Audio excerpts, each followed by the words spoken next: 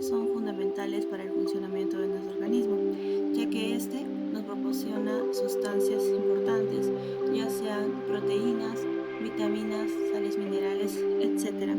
Y para nosotros poder obtener estas sustancias especiales, los alimentos deben pasar por un procedimiento adecuado y este va a ser realizado por el sistema digestivo. Luego de que los alimentos hayan sido triturados y masticados adecuadamente dentro de la boca, esta, mediante la saliva que va a secretar, va a formar lo que vendría a ser el bolo alimenticio, el cual va a hacer un viaje a través del esófago. ¿Qué es el esófago? El esófago vendría a ser un tubo muscular con una medida aproximadamente de 25 centímetros de longitud y un diámetro que va a variar entre 1.5 y 2 centímetros. Mayormente el color que va a tener va a ser blanquecino rosado en el interior, ya sea de su mucosa. Y asimismo esta mucosa vendría a ser de textura suave, lo que en sí va a facilitar el traspaso o el pase del bolo alimenticio. Bueno, pasando a la parte de macroscopía, como ya mencioné anteriormente, el esófago vendría a ser un tubo muscular que va a presentar una longitud de 25 centímetros y un diámetro aproximado de 1.5 a 2 centímetros. Asimismo, tenemos que tener en cuenta nosotros aprender a reconocer un esófago sano y asimismo un esófago con características patológicas, ¿no? Por ejemplo, con un esófago presenta surcos longitudinales. Estos más que nada vienen a ser ocasionados por la enfermedad de esofagitis eosinofílica, que viene a dañar el epitelio del esófago creando lo que vendría a ser esos surcos. Asimismo, también tenemos esófagos que presentan exudados blanquecinos, estos más que nada ocasionados por el hongo de la Candida albicans, una tracterización ocasionada por fibrosis, la perforación esofágica y asimismo un tumor en el esófago, que obviamente son como que pueden ser malignos o benignos, que en sí se van a presentar dentro del esófago y al momento de diseccionarlo se van a presentar como tumoraciones grandes o pequeñas, bueno, dependiendo del caso, ¿no? Asimismo, también nuestro esófago puede presentar verrugas, en este caso, bueno, tumoraciones pequeñas o pequeñas verruguitas, en este caso ocasionado por el virus del papiloma humano. Y bueno, en algunas ocasiones la disección también del esófago difiere por capas, o bueno, dependiendo de los casos, ¿no? Por ejemplo, en cadáveres que hayan consumido sustancias como veneno, sustancias que puedan quemar el epitelio de este esófago, el cual va a generar quemaduras, como se puede apreciar en Bueno, en la parte de disección tenemos que tener en cuenta 3 factores importantes. En este caso, por dónde pasa nuestro esófago, ¿no? Obviamente nuestro esófago va a pasar por la parte torácica y abdominal. Y asimismo, como pasan por esas dos partes, tenemos que también nosotros conocer su trayecto. El trayecto vendría a ser esto que pasa por el cuello, el tórax y el abdomen. Bueno, para realizar la incisión primeramente tenemos que colocar al cadáver de manera de cúbito supino, o sea, de forma boca arriba con el cuello extendido. De ahí procedemos a realizar una incisión desde la mandíbula al esternón, lo cual nos va a permitir separar los músculos superficiales y profundos del cuello. Asimismo, procedemos a exponer la tráquea y justamente el esófago va a estar colocado detrás de la tráquea, lo cual nosotros tenemos que realizar su identificación. Una vez que hayamos identificado el esófago, vamos a pasar a la parte torácica, el cual obviamente el esófago va a seguir su trayecto a parte del tórax. Por algo nosotros tenemos que proceder con eso. Tenemos que abrir la cavidad torácica, obviamente realizando una incisión a lo largo del esternón, usando nuestras tijeras o sierras si es necesario. Vamos a retirar con cuidado la pleura, que vendría a ser una membrana que protege los pulmones, para nosotros poder exponer el mediastino donde se va a encontrar el esófago. Una vez localizado vamos a realizar otra incisión más en la parte abdominal. Obviamente primeramente identificando el diafragma. Luego de pasar por el diafragma, el esófago obviamente se va a unir con el estómago, ¿no es cierto? Lo cual nosotros debemos realizar, abrir una cavidad abdominal con una incisión longitudinal desde el esternón hacia el ombligo, el cual vamos a proceder a separar las estructuras del hígado para localizar la unión gastroesofágica en la curvatura menor del estómago. Asimismo, también tenemos que tener en cuenta las capas del esófago, que obviamente van a tener 4 capas, que va a ser la mucosa, submucosa, la muscular y la adventicia. Y asimismo bueno, tenerlas en cuenta de por sí, por si se presenta alguna alteración patológica o algún tipo de causa de muerte relacionada con este órgano. Y asimismo este esófago va a tener estructuras relacionadas, ¿no? Por ejemplo, la tráquea y los bronquios, que obviamente el esófago va a estar directamente en la parte posterior de la tráquea, lo que sí nos va a facilitar su identificación. El esófago va a estar constellado de nervios y vasos del mediastino, y asimismo el hiato esofágico. ¿Qué es el hiato esofágico? Se observa como el esófago, que en sí va a hacer que atraviese el diafragma por el hiato para que éste pueda entrar al abdomen.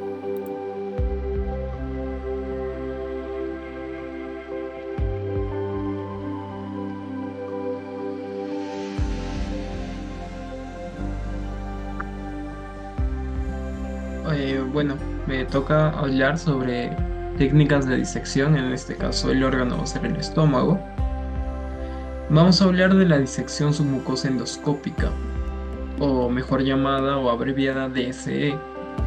Esta es una técnica innovadora realmente, en la cual se utiliza principalmente para extirpar las lesiones del esófago, estómago, colon y recto. Esta se ha convertido en una alternativa crucial para la cirugía abierta, especialmente en el tratamiento de neoplasias, o sea, cáncer. Vamos a hablar de sus características. Una de las características más destacadas es que se realiza en bloques. Se saca la lesión en bloques. Esto nos va a diferenciar de otros tipos de técnicas de eliminación que se saca en múltiples fragmentos, y la DSE va a permitir extraer la lesión en una totalidad, lo que mejora la calidad de muestra para el análisis histológico, y esta técnica va a mejorar en que tengamos un ambiente controlado. Este se va a dar en un quirófano, y el procedimiento va a ser especialmente valioso para la detección y tratamiento de lesiones malignas. ¿Cuál va a ser nuestro procedimiento? Bueno, primero preparar al paciente o a la persona a cual estemos tratando, y vamos a hacer un corte circunferencial. Este va a ser el procedimiento con un bisturí especializado, y se va a realizar a través de la mucosa y parte de la submucosa. Aquí viene un poco su nombre, ¿no? Esto va a permitir el acceso adecuado a la lesión. Luego vamos a hacer una disección horizontal. Una vez realizado este corte en circunferencia, se va a proceder a realizar una disección horizontal en la capa media de la pared del órgano, utilizando un microbisturí con una punta metálica. Esta es una parte crucial que va a permitir desconectar la lesión superficial de las capas profundas. Posteriormente vamos a extraer la lesión. Esta lesión se va a retirar de forma cuidadosa utilizando el endoscopio. Esta fase del procedimiento es una parte muy esencial, ya que tenemos que extraer el bloque para minimizar el daño a demás tejidos. Y bueno, finalmente vamos a hacer la fijación, la cual después de recuperar este bloque, la pieza se va a extender con alfileres y nos va a asegurar que se mantenga así extendida para su fijación con formol. Este nos va a ayudar a identificar posteriormente histológicamente de forma más detallada los riesgos que conlleva hacer este procedimiento. Es la hemorragia, la perforación, la estenosis y una infección. La hemorragia, tenemos que tener la vigilancia de no tener síntomas o signos de un sangrado. La perforación, tenemos que ver que las paredes del órgano durante esta disección estén bien, no hayan sido perforadas. Y la estenosis, tenemos que ver el estrechamiento de la zona tratada, que puede desarrollar resultado de cicatrización. Y bueno, la infección que se puede dar por una forma común, que tiene que ser tratada con antibiótico. Luego vamos a hablar de la laparoscopía, que esta es una técnica realmente muy poco invasiva y va a permitir sacar las lesiones en pequeñas incisiones en el abdomen. Va a utilizar el laparoscopio y se va a usar para ver el interior del cuerpo. Esta técnica se ha usado principalmente para vía abdominal y es una técnica muy poco invasiva. Vamos a hablar de los trocares sin punta. Este es un avance notable en la laparoscopía, que es la inducción de trocares sin punta. Estos dispositivos se diseñan para introducirse en la cavidad abdominal de manera similar a un tornillo. Esto va a evitar cualquier punto cortante que podría causar el daño a los tejidos circundantes. Este diseño es especialmente para la disección de la pared abdominal, facilitando el acceso de la cavidad peritoneal sin la necesidad de ejercer presión, lo que puede ser perjudicial para el paciente. La ventaja de la laparoscopía, bueno, va a ser menos dolor postoperatorio, la recuperación va a ser más rápida al ser poco invasiva, un menor riesgo de complicaciones, ya que, bueno, es poco invasiva y no genera muchos riesgos. Y las aplicaciones clínicas pueden ser en colecitomía, en apéndice con laparoscópico, en reparación de hernias y en cirugías bariátricas.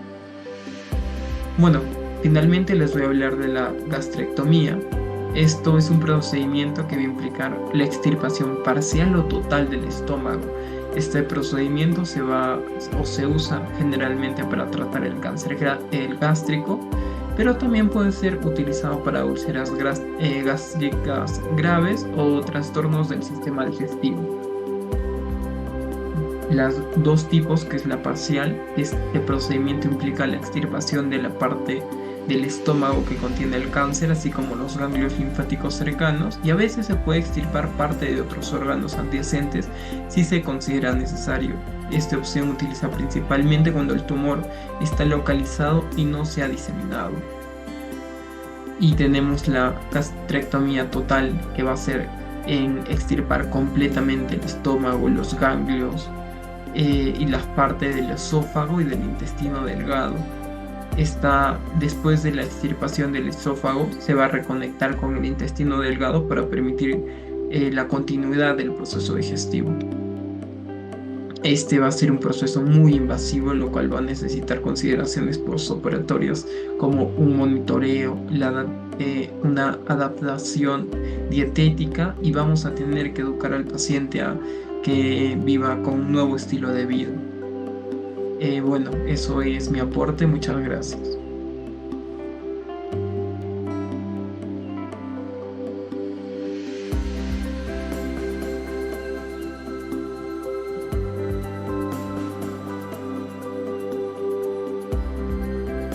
El páncreas es un órgano alargado que mide entre 15 a 20 centímetros de longitud, 4 a 5 centímetros de altura y 2 a 3 centímetros de grosor. Su peso es de 85 a 120 gramos aproximadamente, y se compone de una pared de tubos o conductos pancreáticos que liberan líquidos hacia el intestino delgado, que en la parte del duodeno. El páncreas tiene como partes anatómicas a la cabeza, el cuello y la cola. El pH que presenta es de 8 a 8.3. Presenta un color gris rosado y se localiza detrás del estómago, en el abdomen superior. Tiene una cabeza más ancha que conecta con el duodeno, y el cuerpo y la cola que se extienden hacia el base.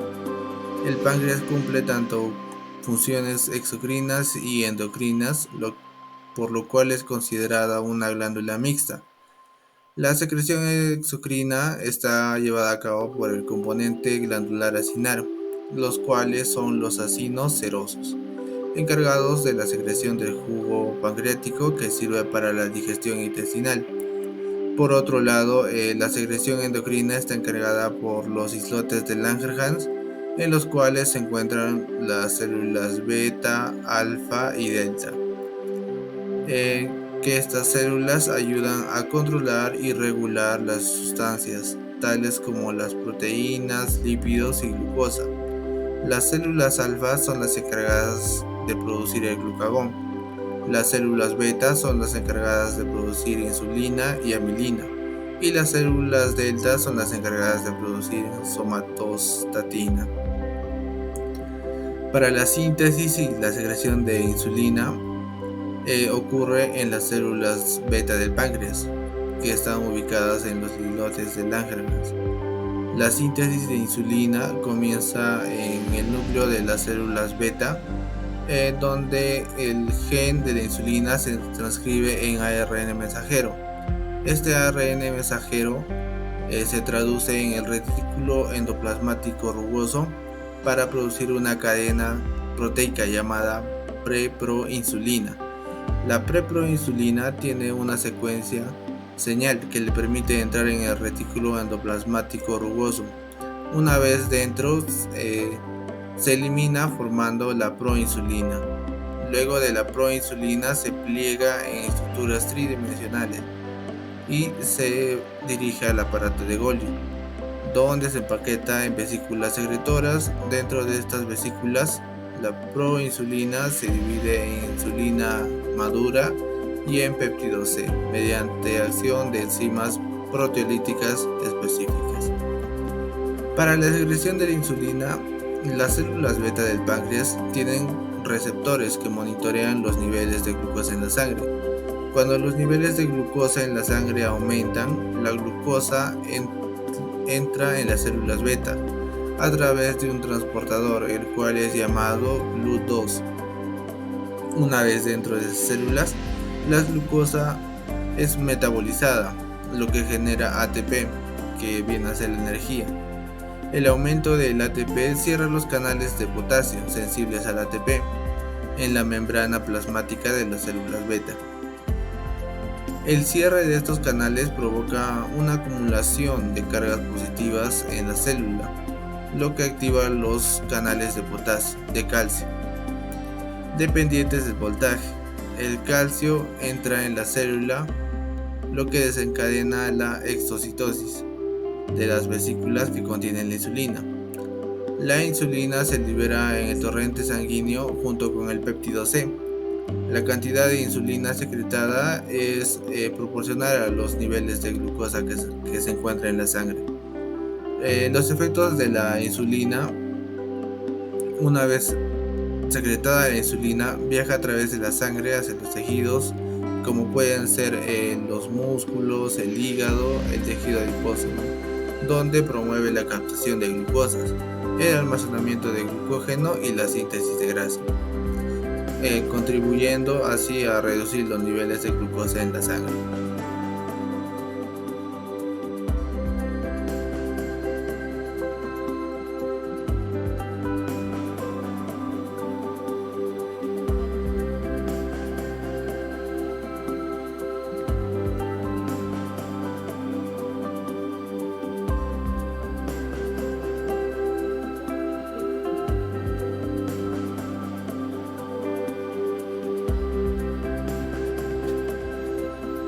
El hígado se encuentra localizado en el cuadrante superior derecho del abdomen, debajo de los pulmones y por encima del colon, que es el intestino grueso.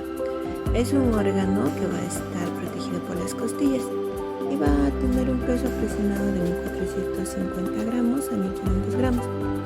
De ejemplo podemos ver el tono rojizo pardo que va a tener el hígado y va a constar de diferentes partes. Primero vamos a hablar de su función. El hígado principalmente va a ser un productor de jugo digestivo llamado bilis. Esta bilis va a ayudar a digerirnos grasas, vitaminas y diferentes alimentos que nosotros consumimos. Los conductos biliares van a transportar esta bilis desde el hígado hasta la vesícula y se va a almacenar ahí. Esta bilis almacenada va a permanecer ahí hasta, por ejemplo, que en el intestino delgado necesite usar esa bilis. Entonces va a ser transportada mediante sus conductos biliares. Su forma más conocida es la forma ovoide y de consistencia dura.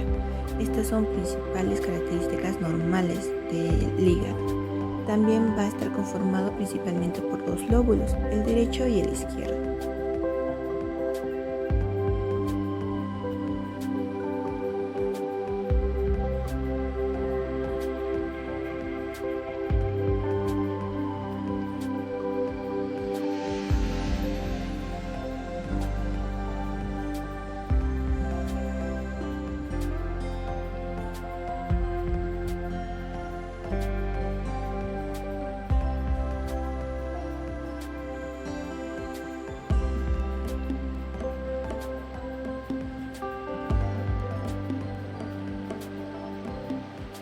Ahora, para hablar de la circulación del hígado, decimos que el hígado, a diferencia de otros órganos, el hígado va a recibir sangre de lo que es la arteria hepática y de la vena porta. Y esto recordando que la sangre arterial es lo que es más sangre oxigenada y da lugar a la arteria cística y a las ramas derecha e izquierda del hígado, mientras que la sangre venosa es rica en nutrientes y enzimas digestivas que va a permitir la fluencia sanguínea.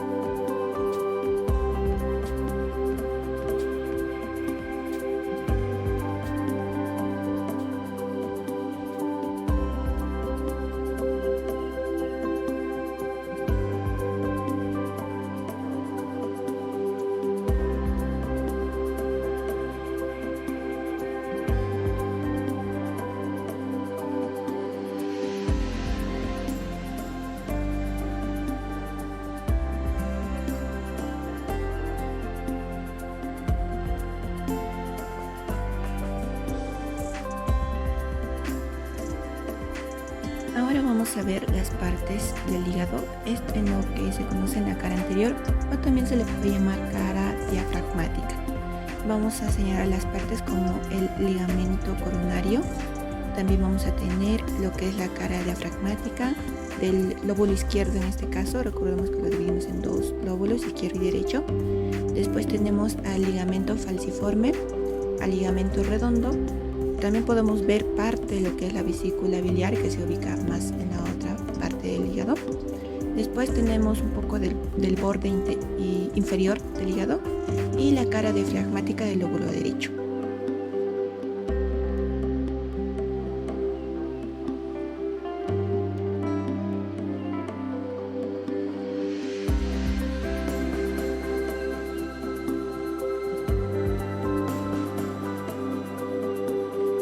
Tenemos la cara inferior del hígado o también conocido como la cara visceral, porque es la que es más cercana a las partes viscerales del cuerpo. Principalmente tenemos a la vena cava inferior, después tenemos el ligamento coronario que también se nota la parte anterior y posterior. Vamos a tener la cara visceral del lóbulo derecho, la vena porta, el conducto colédoco, el conducto cístico, la vesícula biliar, el lóbulo cuadrado, el ligamento redondo, la arteria hepática propia y la cara visceral del lóbulo izquierdo. Añadiendo sería el lóbulo caudado.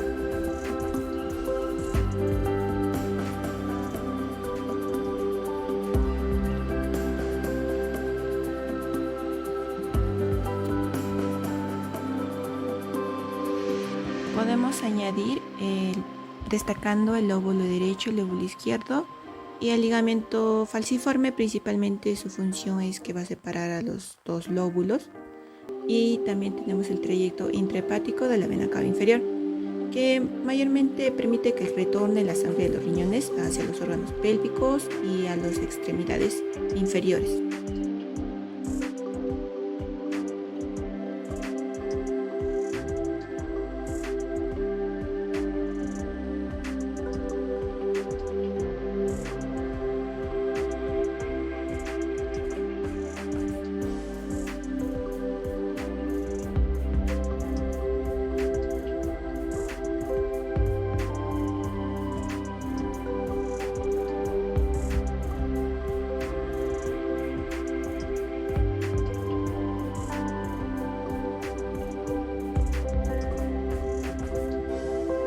En cuanto a la vesícula biliar, podemos decir que es un órgano que va a almacenar la bilis y va a concentrar la bilis hepática en el ayuno con una capacidad entre 35 y 50 mililitros y en otras literaturas de 50 a 60 mililitros. En pocas palabras podríamos decir que la bilis funciona comenzando por una digestión, va a consumir una comida, por ejemplo, rica en grasas. La vesícula va a hacer liberación de la bilis a través de un conducto hacia el intestino delgado, y esto va a ayudar a la emulsión de las grasas y va a facilitar su digestión y también la absorción.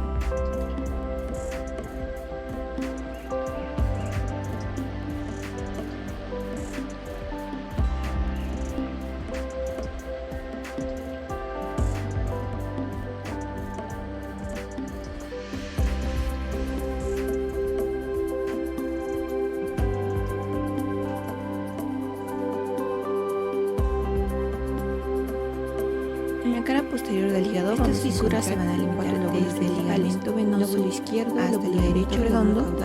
La segunda va a estar limitada desde el surco de la vena cava inferior hasta delimitar la vesícula biliar. Y la tercera va a estar delimitada por la tríada porta.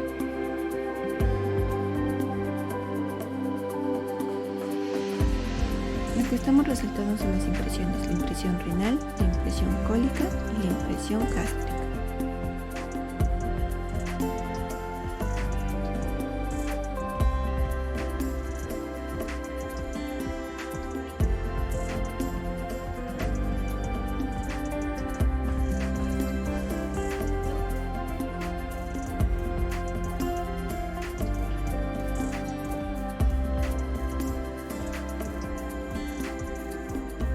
Para ver las técnicas de disección, lo primero que tenemos que analizar es el color.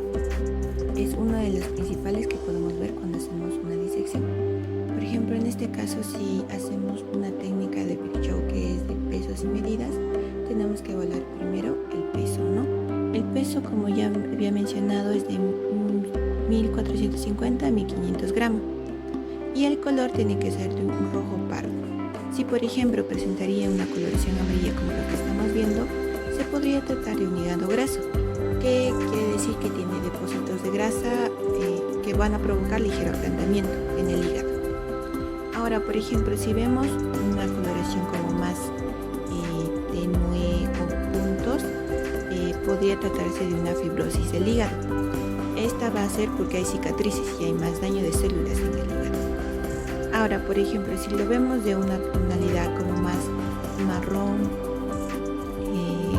con cicatrices también del mismo modo, se podría tratar de una cirrosis que se da y va a producir un endurecimiento en el hígado y no va a permitirla obviamente funcionarla correctamente.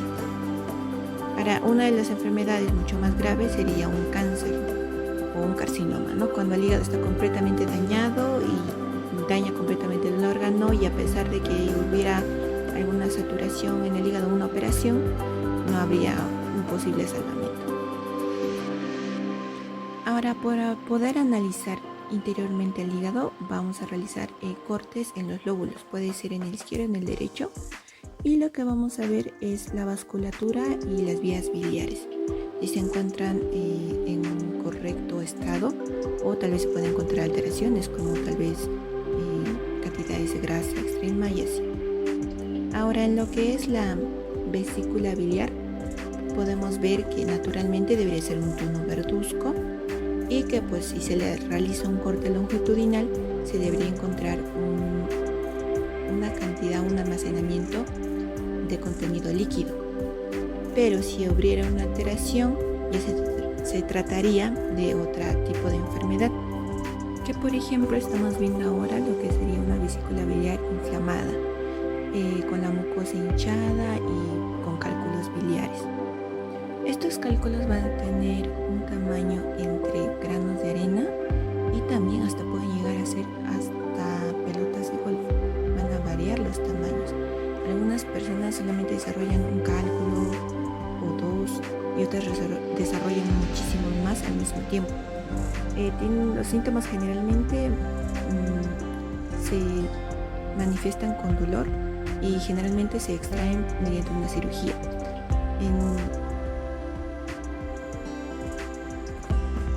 Bueno, y las razones podrían variar hasta que la bilis contiene demasiado colesterol o demasiada bilirrubina, o tal vez no se vacía de manera correcta.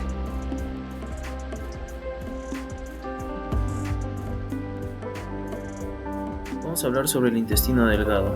Su función es continuar el proceso de digestión de los alimentos que vienen del estómago y absorber los nutrientes como vitaminas, minerales, carbohidratos, grasas y proteínas, y el agua para usarlos en el cuerpo. Ahora les voy a explicar les voy a decir sus características. El intestino delgado es un tubo de aproximadamente 6 o 7 metros de largo en un adulto, con un diámetro que varía entre 2.5 a 3 centímetros. Su color interno es rosado y pálido y presenta pliegues circulares conocidos como vellosidades intestinales, que aumentan la superficie para la absorción de nutrientes y se divide en 3 partes: el duodeno, el yeyuno y el ileón.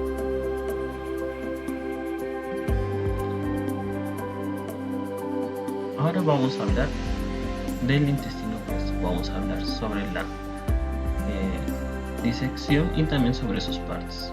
Vamos a hablar sobre la disección paso a paso. Primero vamos a realizar una incisión longitudinal en la cavidad abdominal, siguiendo la línea media desde el esternón hasta la sínfisis púbica.